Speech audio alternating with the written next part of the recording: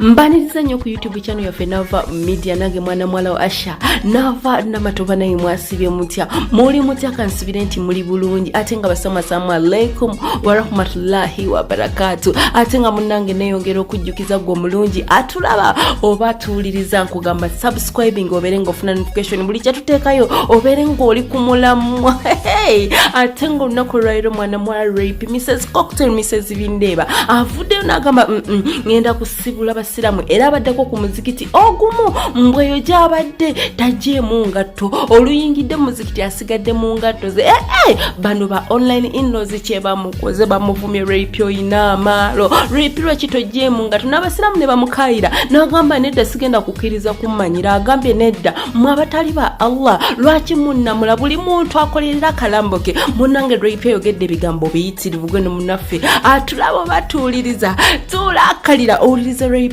kyabazeemu ate ogenda kunyumirwa bannange ba online in-laws mwewumuzeeko rape mumuleke banaye buli omu yamanyi Allah wagenda omulamula gwe nkugamba tulakalira rape gwe kikazi gwe simanya nga kimise zibinde basimanya kokuteiro simanya bisimanya bichinyoko nja kukubolu yi wallahi billahi ta'ala damo ingize ngato muzikiti lwaki muleta amalala mu dini wenawe novudde na magatogo gemuli nyisa mutoyi oyingidde masjidi obadde kusoma we bayita alwahida liri kigogwa bamaseeka bawo mulinda kyo mukafiru na ingize ngato muzikiti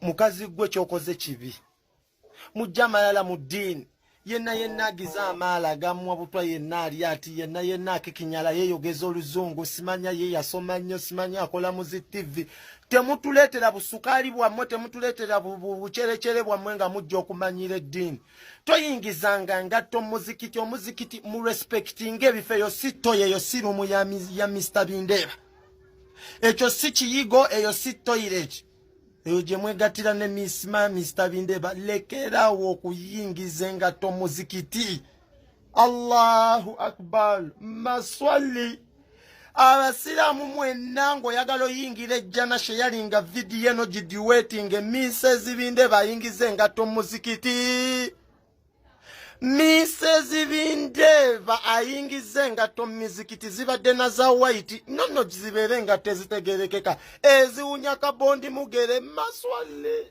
la ilaha illa Allah Muhammad wallahi odanga muno chikola let this be the last warning to you toyinza kutumanyiro jeri amalala go ebyo bye mugende yo mu bucerecere bwa moyo mu bukefusi obukokokoko leta amalala gwoganza okulaba ng'ekifo bwe kito moyino yingize ngatto gwe shaitani gwe audhu billahi minash shaitani rajim no yingize ngatto muzikiti ate wotumanyira woyogera n'oluzungu muzikiti mutadde zi TikTok muzikiti mukwata ziraiva amalala gagenda kubako myawa ngenda kusala ne biwo mukabina tewatawaziza wenowunya wenamala wali Yesu alayo Allah nsonyiwa okujjajinga nayo mukazi onamanyira naga amala agaliko ina agalika amasavu gembizi mbogenda yimirira muzikiti eno lina mu ngatto olukigambyeko ne kijjamu ebigatto ne kisigala mu stocks ezeziwunya la haula Abasilamu Mrs. Bindeba bataddamu okumanyira Obusilamu luno olutalo lwogudde no jihad tugenda kulwana olutalo ddamu oyingize ngatto gwe Mrs. Bindeba gwe Bindeba gamba mukyala wa jamalala mu masjidi amalala agakolera eyo ku TV neyeweyo gye musula temutumanyira muzimba omuzikiti ogwa mwe muba muyingize nga Mrs. Bindeba gwe nno tusiruwalireko. Assalamu alaikum wa rahmatullahi wa barakatuh. Hope we are all okay. Now I am here to address about something that I feel like some people are taking it too personal. I hear naingize ngatto muzikiti ne wabula bambura bikora musesa. You are so funny. So you all want to teach me that tebayingiza ngatto muzikiti. Really? As in really? Abulanze munzijeka pegambo banchogere nate. Munzijeka akajanja. Munzijeko akajanja n'akamanyiro akabalowooza santino mu bikolwa by'abannammwe ebirungi mwe mugenda okuva mwefuule nti nno muli bannabbi ba kuno. Baddiya buli omu akolerera okufa kwe. Kolerera okufa kwo nange nkolerera okwange. Allah alitulamulira eyo. Okiwulira?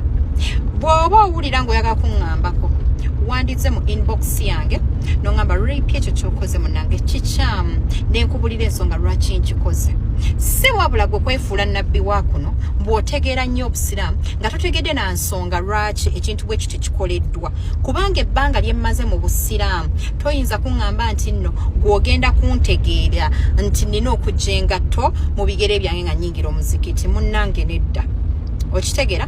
Kaakati gw'oyagala okumanya ennyo lwaki nayingidde n'engatto ate nga saaziyingiza mmwe kye muyita omuzikiti, wabula nayimiridde bwe bateeka engatto era nabadde nyimiridde ku luggi. And after being permitted, because I was going to put off my shoes, then asomesa ne bashek ne baŋŋamba nedda osooka okuyimirira wano. They pointed where they put shoes. Omuntu yena wanateeka engatto ng'ozikutte n'oziteeka ewantu kubanga ne muzikiti wabeerawo awamu wetuteeka engatto. So munzigyeko akajanja baddiya. Nze temummanyiira, temugenda kummanyiira. Ekyo la kolerera akalamboko nange nkolerera akange. Teweefuula amanyi nnyo ng'ogenda kujja ku mulimu gwange omulungi nnyo ssebo ŋŋambe n'okuŋŋamba mbu ebyo kati by'okoze byonna biyinza okuba Allah tabibaze gwengaani. Gw'oyogera nga gwani. Nga gwani. Nabbi wa kuno Allah wa kuno. Munnange ononsonyiwa naye nze mmanyi Allah ogwo ate si ye ggwe. So I will only, I am answerable to the Lord, not you. Temummanyiira.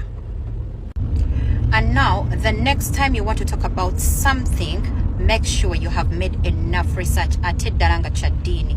Kubanga baddiya tubakooye okuweefula bannabbi ba kuno mutulekeemuko.